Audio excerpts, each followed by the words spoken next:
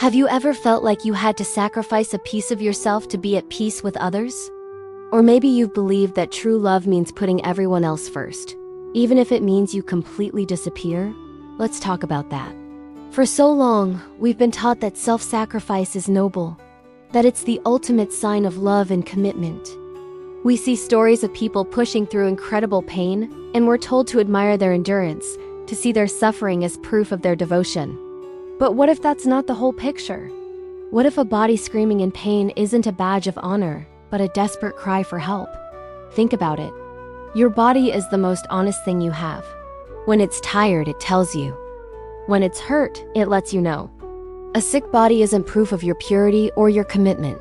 It's communication. And true wisdom is knowing when it's time to stop and listen to that voice.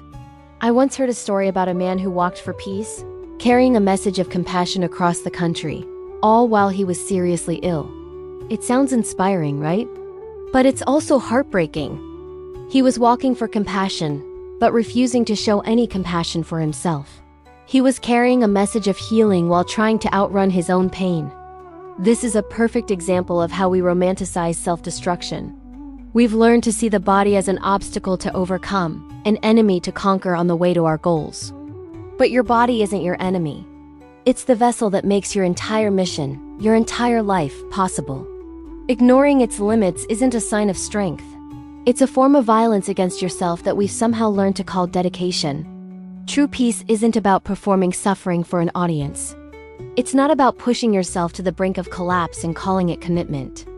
This brings us to a crucial idea.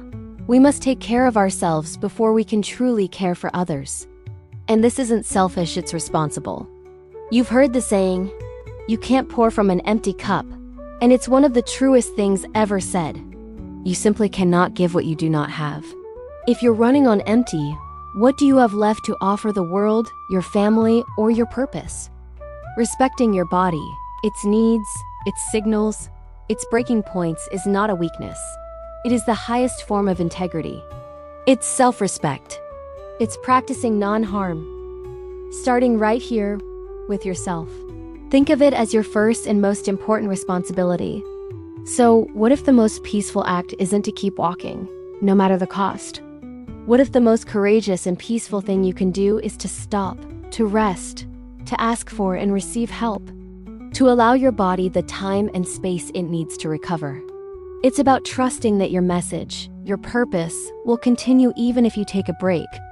The world won't fall apart because you decided to honor your own life. Peace isn't martyrdom. It's not about becoming a ghost in your own story. Peace is about honoring life, and that absolutely includes the precious life that exists right inside of you. It is about finding that beautiful balance where you can live out your purpose without abandoning yourself in the process. If this idea resonates with you, and you're learning how to follow your dreams without losing yourself along the way, I explore this topic much more deeply in my book, Through the Storm. It's written by me, Maria P. Dodd, and you can find it on Amazon. I'd love for you to check it out. Thank you so much for watching.